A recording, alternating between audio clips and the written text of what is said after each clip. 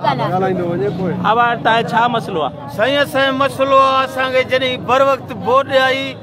जज साहिब पाण अचे लिखी करे असांखे विहारे वियो आहे तव्हां हिते वेहो तव्हांखे 7 ॾियारे मां राशन हर शइ तव्हांखे ॾींदुसि उहे 7 ॾियारा गुज़रिया महीनो थी वियो 10 किलो अटे जो ॾे उहो हाणे 10 किलो बि अटो आहे उहो ॾे उहो असां खाई वञूं वरी असां धरणो हणूं जॾहिं पिटियूं पोइ थो ॾे तव्हां किथे हाणे किथे वेठा असां हिते वेठा आहियूं सासोली चौक ते बाईपास ते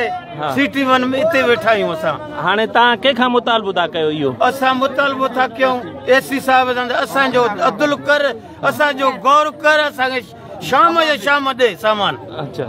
असांखे शीशा न मिलिया पखा में न मिलिया इहे बि असांखे न मिलिया अमा तव्हां छा था चओ असांखे जज बाबा साईं असांखे रोडनि ते वेठा हुआसीं अञा असांखे उते थोरो थको मिले पियो जॾहिं असांखे कैपी में आंदई असांखे हिकिड़ो चकर राशन ॾिनई हिकिड़ो चकर असांखे थांव ॾिनई घणो टाइम थियो आहे तव्हां उते वेठा आहियो 3 महीनो आहे अच्छा असांखे का शइ न मिलियो न हंधु मिलियो न टपड़ मिलियो कुझु बि असांखे न मिलियो आहे ॻोठ सर्विस कयो जो असांजा घर घाट कहिड़ो ॻोठ आहे तव्हांजो असांजो फोलड़ो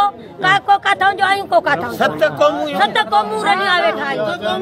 तव्हां छा था चओ पुट असांजो माल मरियो आहे असांजो काश न पतो असांजो जायूं किरी विया असां पाणी में असां किलो भला नादर खान तव्हांखे कुझु न एमपी आहे तो किलो कम न था शायद अच्छा उहो त ॾे थो पियो राशन सभिनी खे बि न असांखे नथो ॾे 7 क़ौमूं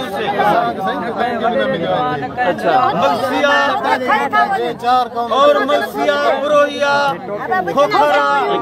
आई छा था अब असांखे कुझु बि कोन थो मिले बुरोही में वेठा आहियूं हां मलसी वेठा आहियूं अब बरोच वेठा आहियूं असांखे काश असां टियों ॼाणो असांजा छोकिरा घर वञी चऊं त ठाहियूं ॾिसूं असांजे छोकिरे खे टियों ॼाणो नाक खाधो आहे असांजो शहर छॾियो अथनि असां कराची उमाणियो आहे ॿुधी असांजो ख़ुदा कहाणे असांजो अब्दुल कयो